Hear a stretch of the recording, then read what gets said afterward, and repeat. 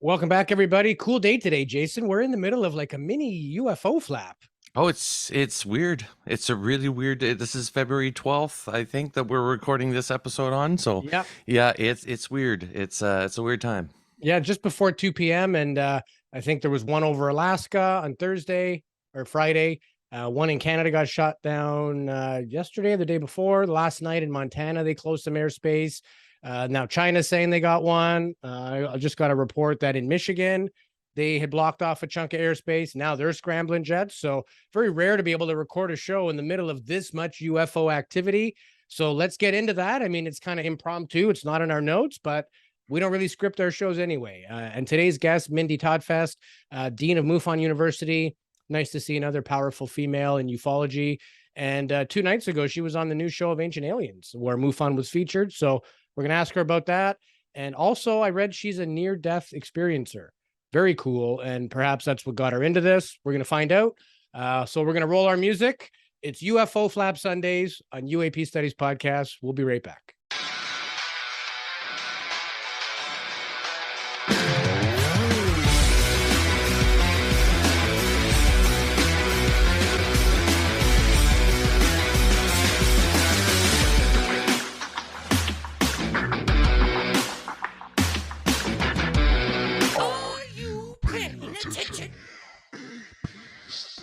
Welcome back to another episode of UAP Studies Podcast. My name is Louis Borges. Joining me as always, my good buddy, Jason Gilmet. How's it going, Louis? It's going really good. Interesting day today. It sounds like we're in the middle of a little baby UFO flap. There's been some crazy stuff in Alaska, Yukon, Montana, Michigan. Now we're hearing reports of China. So it is a rare event where we can record real time on well-known UFO data. So we're going to talk a bit about that. Also, we have a very big guest today. Nice to see another powerful female in this topic. We do have quite a few on our show. We are equal opportunity podcasters as far as that goes. And today's guest, Mindy Tautfest. I hope I pronounced that correctly. Perfect. Okay, good. MUFON State Director for Oklahoma. She's also the Dean of MUFON University, which I think is very cool. As most of our viewers know, Jason is also a MUFON field investigator in Canada here. So lots in common. And she's also a near-death experiencer. So we're going to find out about her life and what made her interested in all this. But first, a very warm welcome, Mindy, to our show. Well, thank you, guys. I appreciate you guys having me on today. Yeah. So let's start a little bit about your history, what got you into this topic, and a little bit about your past experiences. Well, yeah, I will try to keep it short because my past history could fill up the whole hour. And I've done that before, but we'll keep it short, and I'll try to give you the bullet points on it. 2016, I had a brain aneurysm. It was the result of a genetic condition that I have that runs in my family. And at the time, they didn't think that I had the deadly form that caused aneurysms. And so we weren't really expecting anything like that. I'd always been, followed closely by doctors and everything, and they'd never picked up anything. But it was election day 2016, Hillary versus Trump. So everyone, emotions were high and everything. And so I was checking exit polls to try and see if anything had come out yet. And as I was sitting on the couch, I was home by myself, and then I heard the gunshot go off. And I knew then I had been an ICU nurse, and I thought, well, at first I thought maybe I'd been shot because we lived out in the middle of nowhere on a farm, and they had been out coyote hunting. And so I thought, well, I could have been shot through the wall, but I started realizing, no, that's not it. It's got to be an aneurysm. But I mean, I remember everything. I remember all my thoughts. The front door was open, and so I was expecting the kids to come home anytime with my husband, and they were 5 and 7 at the time. So I was waiting for them to come in, give me hugs and kisses and everything, tell me about their day. And I was so mad because I knew that they were going to come in and find me. And so that just ripped my heart out. I was angry. And I was begging God, if I can survive this and I can do it without being all mangled and stuff, let me survive this. But I ended up crossing over. I went to a place that is commonly known as the Void. And being a Southern Baptist minister's wife, I had no idea that there was a void. I was expecting, the tunnel and the rays of light and, Jesus to come greet me, and none of that happened. I was begging for it to happen, but nothing happened. Instead, I was there just kind of by myself and reflecting on my life and kind of testing out the environment. Like I realized that I didn't have any hands. My first instinct was to kind of clap my hands. And I was like, well, crap, I don't even have any form here. And so then I just kind of freaked out because I was like, why am I stuck here? Why am I not getting the whole heaven scenario? And eventually something showed up. There was a male entity that came, and he basically said, you're not going to be here forever. And instantly I was relieved. I thought, okay, that's wonderful. I'm there's someone else here, thank God, and I'm not going to be here forever. And when he did that, we kind of sailed off to the left, which is, it's kind of hard. There's really no direction or time or anything. I could feel creation around me. I could feel God around me, but I was just kind of separate from it all. And that's what was so soul crushing, really. But anyways, we sailed off to the left here, and then off in the distance, I saw like this purple glow. And as we got closer, it started taking form into what looked like a map of brain neurons. It's what it looked like. It was like a nebula, and it was glowing pink and orange and yellow. And I thought, wow, that's beautiful. And he told me, well, that's the fabric of humanity. And I said, okay. And it was just like, wow, like something huge had been revealed to me. And I was like, well, I want to go towards it. And he said, no, that's not for you. So then I sailed off more to the left, and then bam, I was back in my body. And I woke up with a terrible headache, to say the least. Burning all through my skull, and I'd gone deaf. I have to wear hearing aids now. I lost about 90% of my hearing as a result of it. Yeah, it did a number on me, and it took a couple of years to really regain my health and my strength. And I mean, I still have some weird stuff that happens from time to time, but I'm alive and well, and I'm happy about it. And since returning, it took me a couple of years to really say anything about the near-death experience. And it was during the pandemic that I finally, I had gone to therapy for PTSD relating to it, because every time I heard a loud noise or anything, I was on edge. I mean, I thought it was happening again. And so I had to go through some therapy for it. And I was just at the point where I wanted to talk to my therapist about the near-death experience. And then the pandemic shut everything down. And so I finally just turned to my husband and said, okay, I've got to share something with you. And once I did, we ended up getting a hold of IONS, which is the International Association of Near-Death Studies. And I started going to like support groups. They call them sharing groups. And I got in contact with other people. And I'll tell you, it kind of was hard for me, because the other people that actually had near-death experiences all went to heaven, and here I am, and I'm like, no, I don't want to go back. It was awful for me. But, most people that do have bad experiences end up having wonderful life experience afterwards. Mm-hmm. And that's really been my experience. I had one more setback where I ended up back in the hospital. And at that point, we were looking into funeral arrangements for me. We didn't know if I would really be able to pull through. And this was after a couple of years that I was still struggling and ended up back in the hospital. So as a result of that, my husband said, well, let's go to Roswell. Something I had always wanted to do. And so, he planned it out. We loaded up the kids, and it was kind of a solemn trip. Went out there, and they were having the big festival, and we had a great time. And I ended up meeting Kathleen Martin when I was there. And of course, she formed the experiencer resource team for MUFON. And she must have thought I was nuts. I was like, well, how did you do it? How did you become the spokesman for your family? And I'm asking these weird questions because things still weren't like connecting in my brain. And so I don't know. I don't know what her perception of me was, but she must have thought I was off, which I probably was at the time.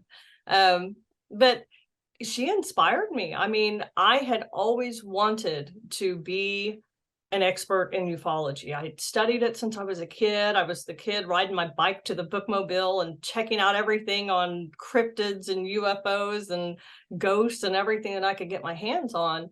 And to actually have the opportunity to do that through MUFON was just amazing. And initially we had just looked into maybe going to meetings. So I had contacted the MUFON headquarters and said, hey, are there meetings in Oklahoma that I can go to? And at the time, our director of investigations was Doug Wilson. And he said, well, there's not meetings, but we need people if you want to be an investigator. And I was like, really? I can do that? I don't know if I have the health to do it right now. And he's like, well, most of it's online. Most of it's over the telephone. We'll start you off with what you can handle. And I was like, okay, let's do it. And I'll tell you, it gave me a whole new meaning to life. It revitalized me, and I was living my dream. And within a year, I was promoted to state director, and then now into MUFON University and the stuff we're doing there. Yeah, talk about that a little bit, because we've had lots of people from MUFON on our show, but it was a first for me while researching you to learn about a MUFON University. And I like the fact that there's that amount of effort put into it to literally train people to be the best investigator they can. It's not like a fly-by-night, just wing it, like Jason's mentioned on previous episodes. To be an investigator, there's an exam. You have to study. You have to have your wits about you. It can't just be anybody to do this kind of thing. But I like the fact that there's that level of, we take it seriously, let's train people. So maybe talk a little bit about MUFON University. Yeah, absolutely. And I can't take credit for MUFON University. It was actually the baby of Ken St. John, who I believe he was the chief financial officer before I had come on. He left right about the time that I came in, but he had kind of had the idea, let's put together MUFON University where we can train people and kind of get them on the same footing starting off. And whenever I came on and went through the whole field investigator process and took the exam, and then went through the training at MUFON University, it was so clunky. I went through it and I was like, man, is this really, what MUFON has, the great MUFON? And I was kind of disappointed. I mean, it had really good information, but it needed updating. And so it was kind of a gripe of mine for a while. And then last year I did a podcast, and our director of memberships, Terry Lynn Kill, was listening, and she ended up calling me, and she's like, this guy keeps talking over you. Just tell me about your experience. And so we ended up talking for about 6 hours that night, she and I did. And our poor husbands were starving in the other room, and we're like, just go ahead. Have a sandwich. So we as we were discussing things, I brought up MUFON University, and I said, have we looked at ever updating that? Because Doug Wilson was just leaving, and Steve Hudgens was coming on as director of investigations, and MUFON University was just sitting there. Doug Wilson used to do some little trainings with people, with new investigators, and you do like 3 nights of training. And it was mainly just an introduction to CMS, our case management system, where all of the cases are stored. And that wasn't happening now during the transition. So I said, well, can we record something like that and put it up on MUFON University? And she said, absolutely. She had been trying to do this for years. And so she said, let's do it. So she took it to Dave McDonald. And I'm telling you, I'm a huge fan of Dave McDonald. The man has turned MUFON around 100%, and he has given us everything that we have needed with updating and really bringing us up to current times. And I'll get into even more of that, the great things he's been doing for MUFON. But she got a hold of him, and he said, yeah, absolutely, go for it. So we dove in, and we had a small team of us that would meet every Monday, and we'd kind of go over curriculum, what all's in MUFON University. And we got a whole new platform that we're transferring everything over to. We reviewed the exam. We updated the forms that we use for our investigations to include things that we can access now. So the flight radar logs, we're putting in a field for that where we can put that report in there. Astronomical bodies that were in the air at the time, we have a field for that now. Satellites, we need to go, track down what satellites are in the air. There'll be a field for that. And then we kind of cover things with them in MUFON University as far as on-site investigations and witness interview, and just some of the different things that they'll come across. Photo and video analysis is one of the big ones. Most people come in and they don't have any kind of experience analyzing photos and videos. And so every little lens flare is something that's really interesting until you see 100 of them. And so that's something that we're hoping to train people as soon as they come in. We have all these years and years and years of combined knowledge that we can give to people right from the start. And it's just going to launch us to a whole new level whenever people coming in have that kind of information and then they get to build on it. I can only imagine what the next generation of ufologists are going to be able to do building off of what we're doing now. Absolutely. And even the point in MUFON, we try to identify what it is. And that really is our main mission, is like, I will tell you what it is. And it's when we can't tell you what it is and remains an unknown, that's when it's really interesting. But, a lot of people hope that when they submit a video and they say, I was communicating telepathically with this object, and it turns out it was a satellite. You can actually have the satellite number and everything now, right, on these apps, even on your phone apps. You can find out which satellite they were looking at, and they don't like hearing that response at all. Have you had that with some of your cases where people just like do not agree with what you came up with because they had their heart set on that they had an experience and you're just not seeing it, right? And that's a problem that we have within the organization, is people assume that we're just going to believe everything, and our job is to prove that something wasn't. So, yeah, do you have any cases that have happened like that where somebody's just been mad at you because you've found out what it was? Not really mad at me. I try to be, very open with people. And I think that in doing it the way that we're doing it now, where we do our due diligence and we go in and we're looking at all these different aspects and we're able to recreate everything that was in the sky at the time of their sighting. When we do our due diligence, then they say, okay, I can see your point. I may not agree with it, but I can see where you're getting this information and why you're drawing that conclusion. And I think that people are starting to understand that we aren't out to just debunk things. We're not here to validate things either. We're here to look for the truth. Yeah. And when we include things that are not truly anomalous, it waters down our data and we're getting wrong information. So if we have a cluster of sightings over here in northeastern Oklahoma, and then we get a report from off in California that kind of contradicts it or whatever, but that's not really a true UAP, we're getting wrong information. If things aren't lining up, then it's harming our field. Yeah. It does us better to be able to rule out what we can, so we can focus on the truly anomalous and understand the capabilities of them and the patterns that can emerge from it.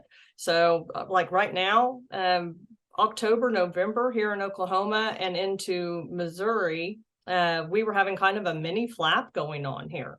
We're airline pilots. There was a Delta pilot crew that was flying over Oklahoma going into Missouri. And I think it was in October that they had their sighting. And then we had several here in Oklahoma that were reported about the same time. And then Missouri also did, where they had a pilot that had reported stuff as well. And it was interesting because several of them were reporting seeing a bright white light with red and green flashing, which you would think a normal aircraft, but these were from trained pilots that were seeing this. And whenever we went in and did the research, there weren't any marked, transponding planes in the area. And to see that over and over and over, That's something that we saw in the 60s that was reported here in Oklahoma as well. It was the stationary white lights with the red and green flashing. And so we're seeing that kind of repeated again here in 2022, that it's still the same kind of craft that we're seeing reported here.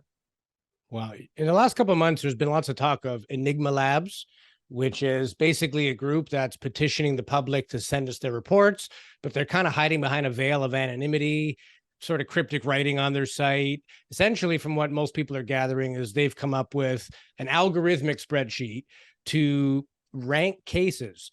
And some people have said, well, if you're going to assign a higher priority to a CE4 over a CE1, you're going to throw out a lot of good data, because just because that's the only report doesn't make it any less anomalous. So my question for you is kind of twofold. One, have you heard anything about MUFON collaborating? And the reason I say that is because a lot of people we've heard are throwing stones at MUFON, saying, people gave you reports in confidence, and now you're going to work with the government and share it with Enigma. So I think there's a lot of bad info floating around. I don't know myself personally one way or the other. So again, twofold. Do you know anything if Enigma and MUFON are working? And also, is MUFON going to be working with this Aero office as referenced in the last congressional UAP report? What are your thoughts on that? Right. That's a bunch of loaded questions there. Well, we got time, so I figured I'd get it all out now. Okay, let's start off with the Enigma Labs. I am not really familiar with what they're doing. I've heard about them. I know that they just made some kind of deal with the government that I guess that had come out. That was the first time I really had heard of them. And I went onto their website and looked, and it's actually pretty nice. But I don't know anything about their protocol or anything, but I think that probably they'll find, like we have, that in researching and speaking with people that have made these reports, you cannot throw off, or throw out the first, the category 1 cases, the light in the sky cases, because sometimes people are very hesitant to open up about what really happened. Yeah. One of the light in the sky cases that we had recently, which was part of the flap that I was just mentioning, the guy was walking his dog, and that's all it was. I was out walking my dog and I saw this white light and it was flashing red and green. Okay, well then we get in and get to talking with him. It affected his dog. His dog wasn't able to walk after this thing flew by him. And it was very ill that whole night, and it finally started recovering over the evening and throughout the night. And he actually went back the next night trying to see if it was maybe a star or something. So he really approached it rationally and was trying to, rule out anything that he could. And so in talking with him, more information comes to light. And I can't tell you how many times that's happened, where it seems like a very surface level kind of report, and then someone says, well, then later I was visited by these shadow beings, or I woke up in the night and my bedroom was flooded with light and I didn't feel comfortable putting that in the report. Okay, so that category 1 case can very quickly turn into a category 3 just in speaking with people. And, in the course of an hour-long interview with someone, you start realizing just the multitude of encounters they've really had, and a pattern starts emerging within these different experiencers. So, like I said, I think that they'll probably find that as well. Once you get the boots on the ground, you start getting out there and actually talking with people, it changes things very quickly. Let's see, what else did you bring up? The Aero office. Aero is supposed to be, consulting with a lot of other organizations. You'd think MUFON would be on that list because they're MUFON. And I mean, they probably have more report cases than anywhere else. So have you heard anything that there's going to be MUFON collaborating with the government, so to speak? Well, yeah. I don't know anything about collaborating with Enigma Labs. And of course, I'll tell you, people don't tell me things because I'm very excited about this. So, and I tell them, don't tell me anything because I don't know if I could keep my mouth shut. So I really come from a place of just, this is my observation as far as what's been released. But I think that they are moving very, very much towards that. I know that they have been out there speaking with our congressmen, and it's been very well received. We're seeing cooperation on both sides of the aisle, that Republicans and Democrats alike are very excited about this. They want to get to the root of it. And I think that it's a whole different atmosphere that we're seeing now than opposed to when they were doing Blue Book and everything. Yeah. They did such a darn good job back whenever, Project Grudge was around and they were trying to discredit UFOs. Now they're trying to undo it all these years later. They're like, no, really, there's something in the sky now. There's something that we can't identify that's happening. And so they're trying to get that word out now and kind of change that narrative where it can be much more of an open dialogue and not the ridicule that's been traditionally attached to it.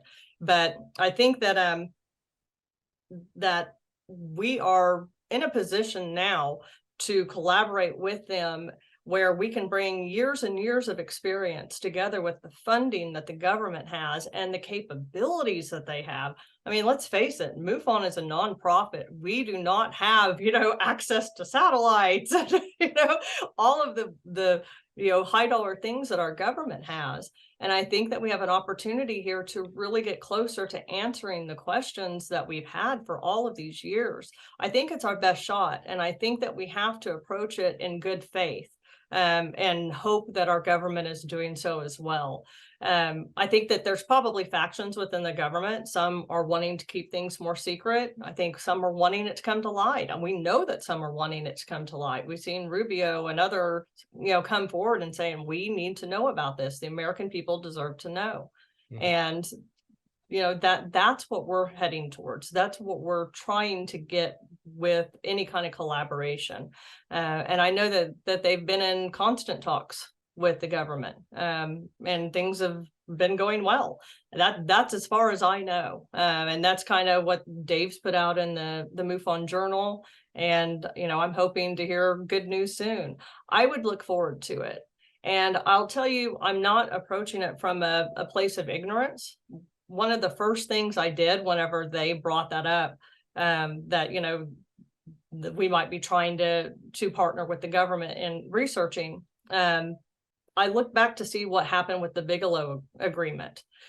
Because I thought, okay, well, maybe this will echo that. One of the first criticisms I heard from people was, now people are not going to have a place to go that's safe if MUFON teams up with the government. And that's a very real concern. And I was concerned about it too.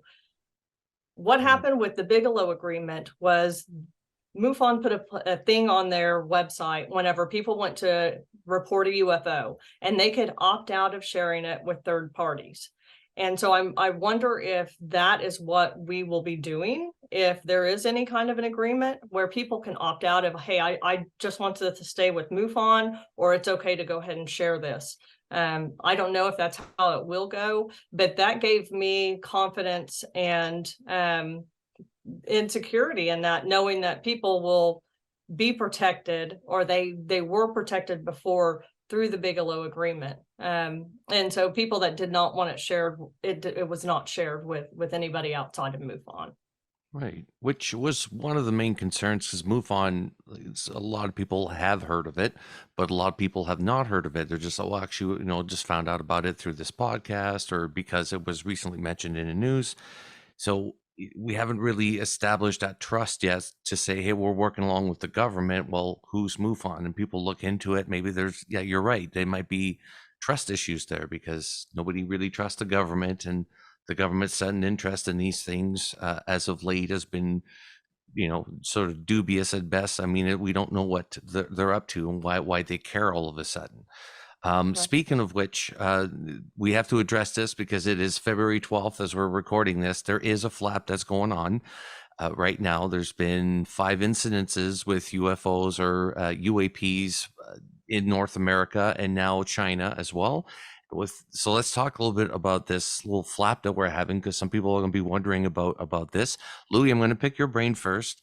What do you think is going on? Like, it's sort of strange times now. Yeah, so we'll summarize best we can. Again, this is 2 p.m. Pacific time right now, and this is cool. We're actually in the middle of a mini flap. This has never happened that I can remember, at least not with multiple reporting. So very cool. Apparently Thursday, And again, a week or two ago, we had this Chinese balloon that made worldwide news. So on Thursday, a UAP was reported in Alaska, and apparently was shot down. Now, apparently it was shot down on frozen waters. There is debris. Initial results are, even though they're collecting debris, they don't know what it's from. Maybe falling from that height, it blew up. Who knows? So that's ongoing. So that was Thursday. Friday, in the Yukon, Canada, which also borders near Alaska, there was a joint effort between Canadian and American forces to shoot down another UAP. I believe the Americans did shoot it, but Canada and America has a NATO agreement. NORAD is also in the northern part of North America. So the Americans did the gunning, but so that was number two. Number three, I believe, was last night. Montana closed a certain part of their airspace due to anomalous phenomena. And I believe that area is also close to bases and reported underground things, missile silos, who knows.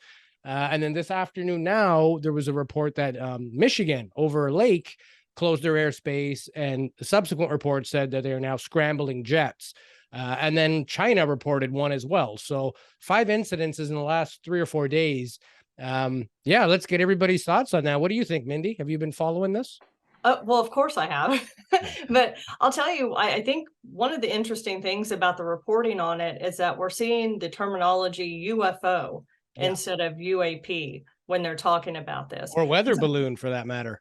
Yeah, I think it's interesting that they're using that terminology in the media as opposed to UAP. And I really don't have any conclusions about what it is. Everybody else is wondering what it is, and they're asking me, and I'm saying, I don't know.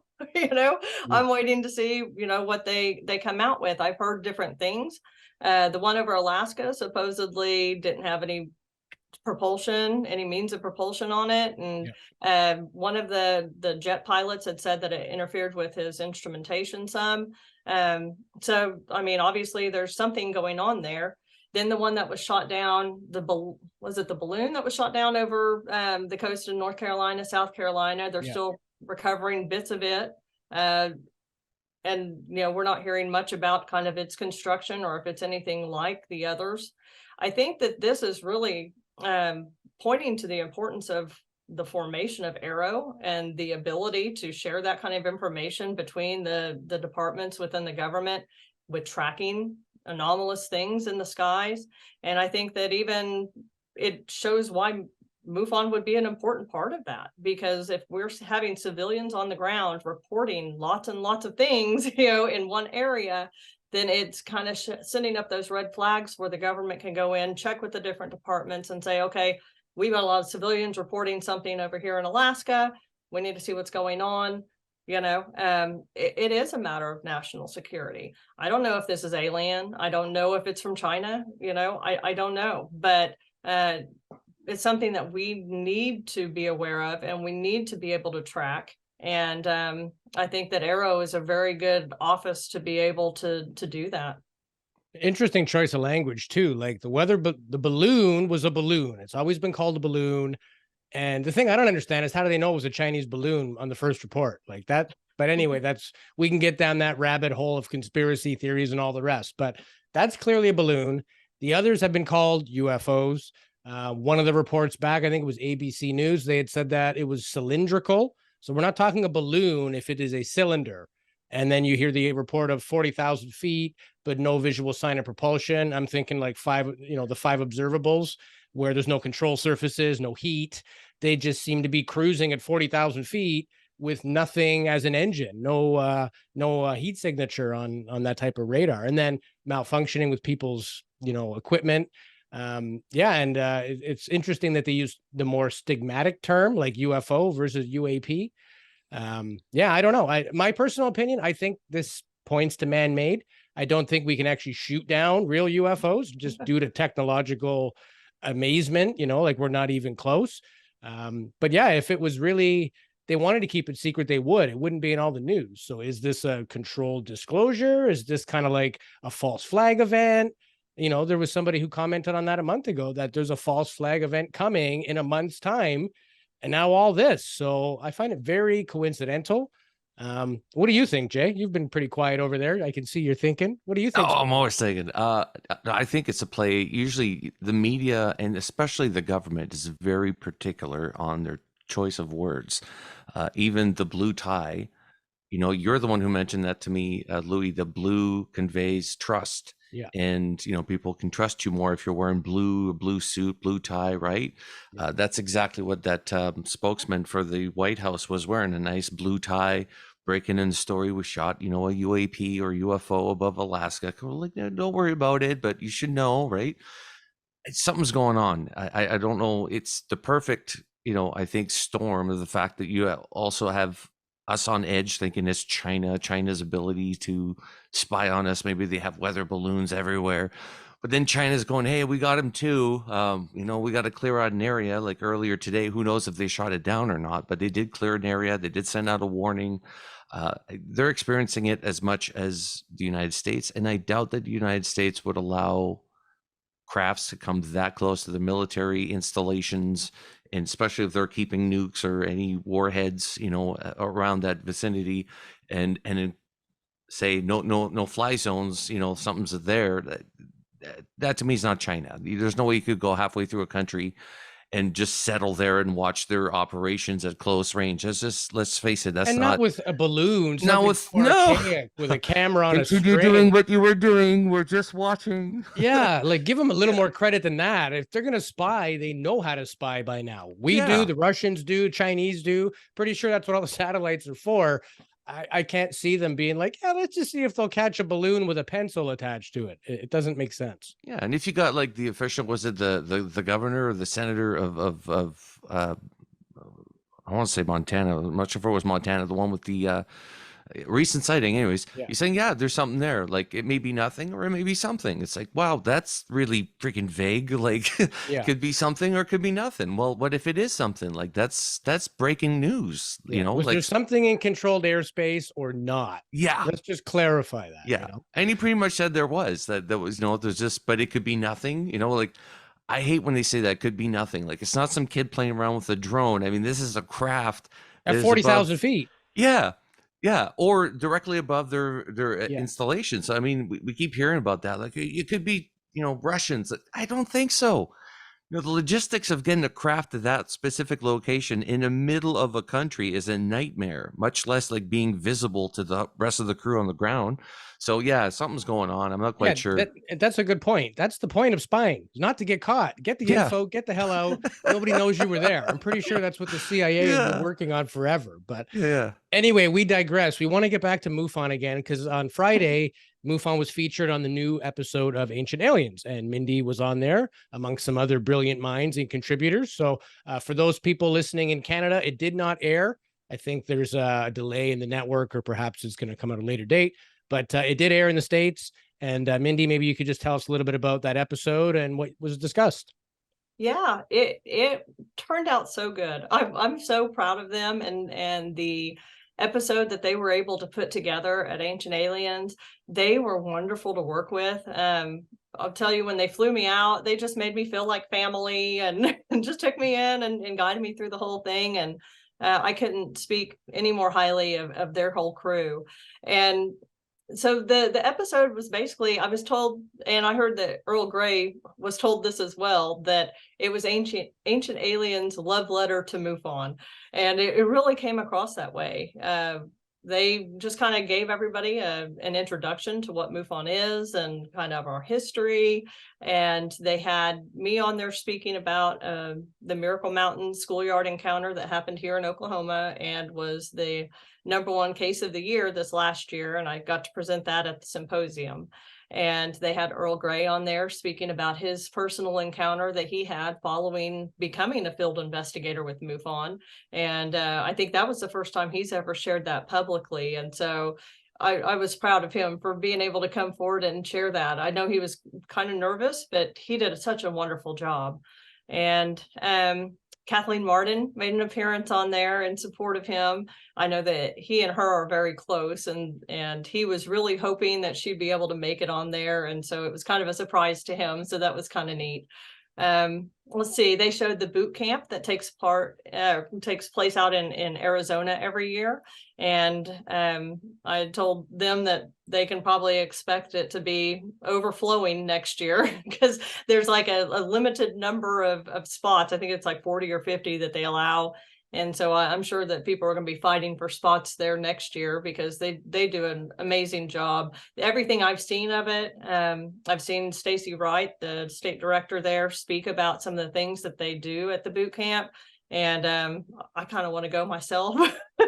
So they highlighted that. They highlighted, let's see, Jeremy Ray was supposed to be on there, but I guess he's going to be on a later episode. So I know I'm leaving something out, but it was an incredible episode, and I've already watched it twice. So And you said that MUFON lines are blowing up now. You guys are getting case reports hand over fist. Yeah, Earl had said that I think there were 13 reports from experiencers that rolled in just while the episode was airing. I woke up the next day, my phone started ringing at 6 a.m. I had over 300 friend requests in my personal Facebook. Yeah, and Wow. my emails was just blowed up. I mean, there was 50, 60 emails. We've got probably 10 different reports here in Oklahoma, which is, a huge increase for just one night. Normally we get about 100 cases a year. So to have 10 cases in one night, that's a huge increase. And people reaching out. I'll tell you, one of my favorite things that's happened as a result of it is I'm hearing from people from the Hartshorn area that grew up there, that is where the Miracle Mountains encounter took place, which was this big schoolyard encounter back in the 70s, that I was lucky enough to be able to investigate this last year. And there is some weird stuff around Hartshorn, and a lot of it got cut from the episode.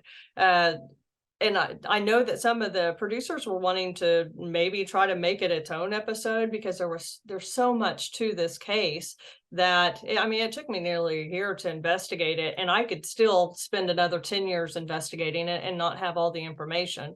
There were nearly 20 witnesses to it, and they were all kids except for 2 adults that were there. And they saw a craft come in. It kind of hovered over the area where it was a boarding school, so they all lived there. It kind of hovered over the area, and it came closer to them, and they saw the underbelly of it, and just saw it rotating with lights rotating around it, and it kind of made a whoosh noise and took off. And this took place over a couple of hours that this whole thing transpired. The teacher that was there, she went on to become a doctor, and she has wanted to remain anonymous to the public. But she had actually told Ancient Aliens, go ahead and share my information. Now, it's out there. But so I'll only say that she's a doctor now. She's a well-respected person. And she was the one that really kind of filled in the gaps with this whole encounter. It went on through the night. The oldest boy was standing guard with the shotgun. They were boarding up windows and doors. They had scared kids. They were pulling out from under beds. They were huddled around the fireplace in the living room, and they were seeing entities out the window that they said just kept changing. So I guess kind of shape-shifting kind of entities out there. And it went on throughout the night that they stayed terrified. The kids don't remember that. The kids remember going in and just having a normal evening after seeing this UFO so close to them, within 60 feet over them. And then they were like, oh, we just went in and went to bed, But that's their reality. That's their memory of it. Whereas the teacher said, no, there was a lot more. And they actually packed up sack lunches that next day and took a trip up to the sawmill where they had saw it take off and kind of settle over in that area. And so they went up there to kind of see if they could find any remnants of it, or any evidence of it being there. And they weren't able to locate anything, but they nonetheless, they had taken a field trip up there to look for the UFO and came back. And they discovered that the meat locker that was outside had been emptied of all of the beef. And the teacher said that it had like 2 sides of beef in there. And some of the older kids remember that the meat had gone missing. Within a day or so, it was returned. So there was 2 sides of processed beef that just went completely missing. There was cattle there at the boarding school. Cattle were left untouched, but the processed beef was missing. I went on, I spoke about this at the public library here in Oklahoma, and it was kind of it was called Paranormal Fest, and they had Bigfooters there, and they had me there talking about UFOs, and they had the paranormal team. And after I got up and spoke about this, some of the Bigfooters came up to me and they said, "Hey, do you know Honubby?" And Honubby is a small town in southeastern Oklahoma. It's maybe an hour or so, I would say, from Hartshorn, where the Miracle Mountains was. But there was a whole siege of Honubby that had Bigfoot, and the main thing that kicked it off was a meat locker got emptied of deer meat throughout the night. There was meat getting stolen out of the outdoor freezer.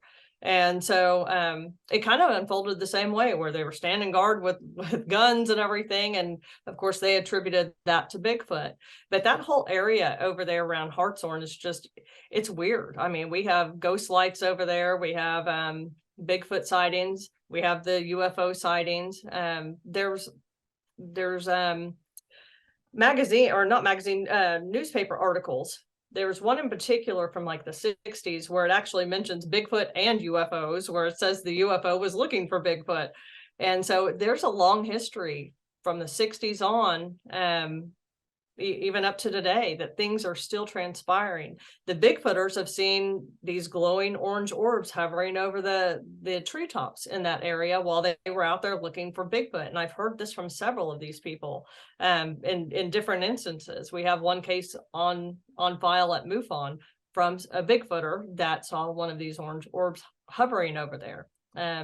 So anyways, to wrap it up, I've heard from a lot of people in that area that grew up there, and they're now reporting some of their sightings from Hartshorn. So I'm excited to get in and get them interviewed and get that on file and kind of connect that with the schoolyard encounter, because something was going on in the 60s and 70s in that area. There was a flap going on over Oklahoma at that time anyway, but specifically here around Hartshorn, they had a measured spike of 500 clicks of radiation in that area right after a UFO sighting. And there was a guy here in Oklahoma, his name was Hayden Hughes, and he ran the UFO Bureau, and he formed that back in the 1950s. It was before MUFON. And he was just a teenager at the time, but he had written to Russia and got a response from them about what they thought about UFOs. And he started investigating stuff. And I think it's interesting that he was led to Hartshorn as well. And so, within a couple of years here, I'm led to Hartshorn. Him, after years and years of investigating, he's led to Hartshorn. There's something going on in that area. And this guy, Skinwalker Ranch of Oklahoma.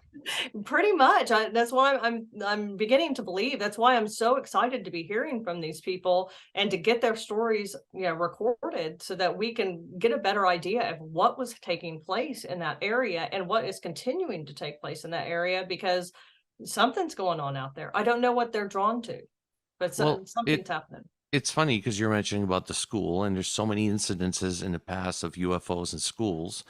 And sometimes it's some sort of, even the Zimbabwe case when, these entities spoke to a bunch of kids all at once, different messages to each one of the kids, but all from the same entity.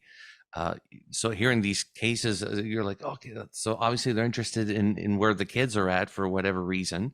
The other one is Bigfoot. You mentioned Bigfoot. I was so adamant before that I did not believe in Bigfoot, and I did not want Bigfoot to be related to UAPs at all.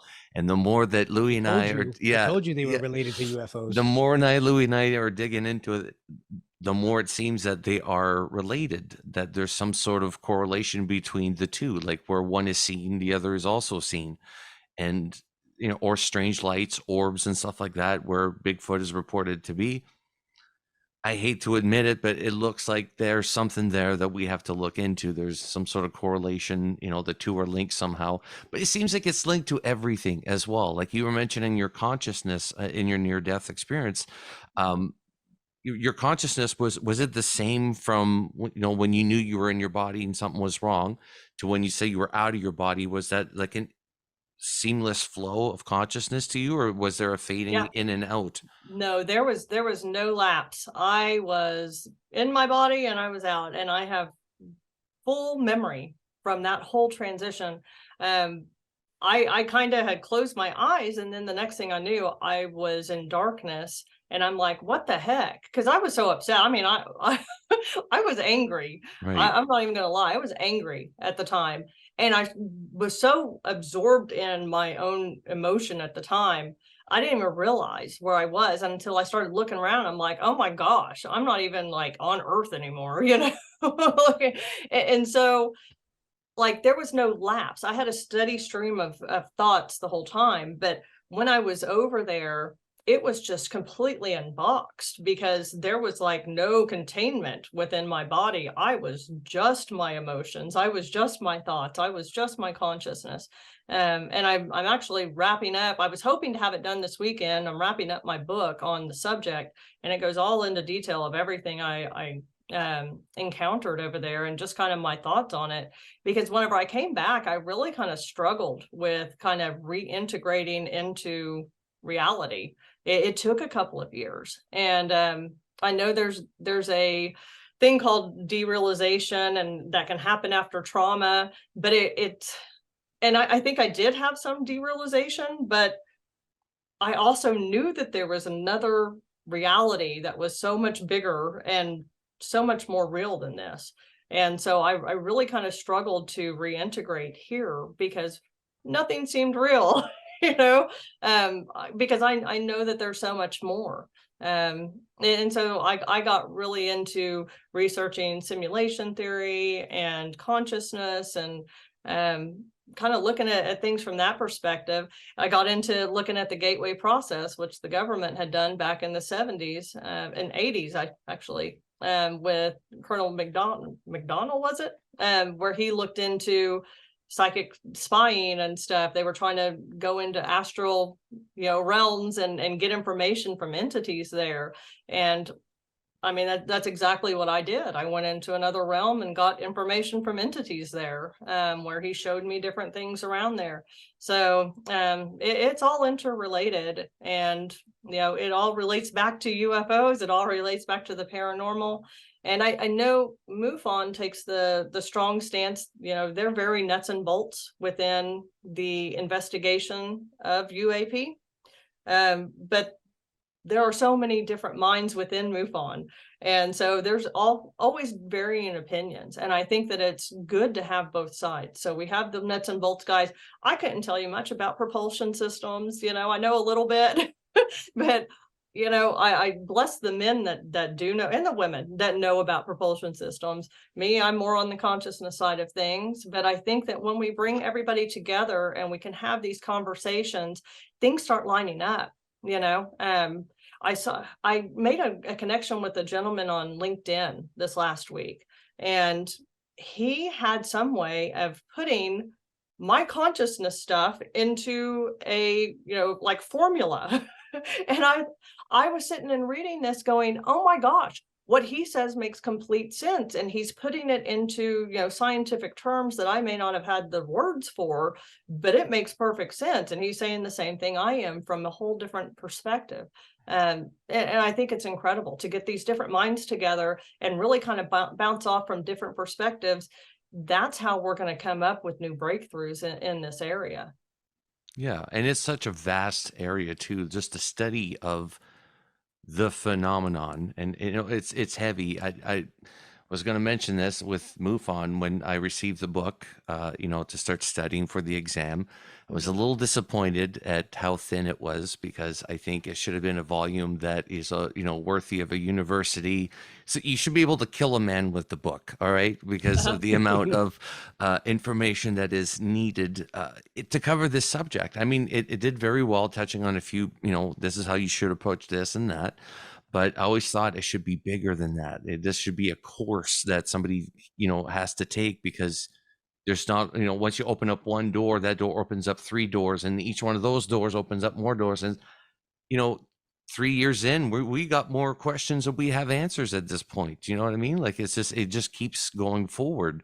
And have you heard anything of if MUFON's planning on updating the book at all, the manual, or is that, because we're sort of working on all the other aspect, the CMS and all that's being updated, but just wondering about the book. Are we updating that at all, or?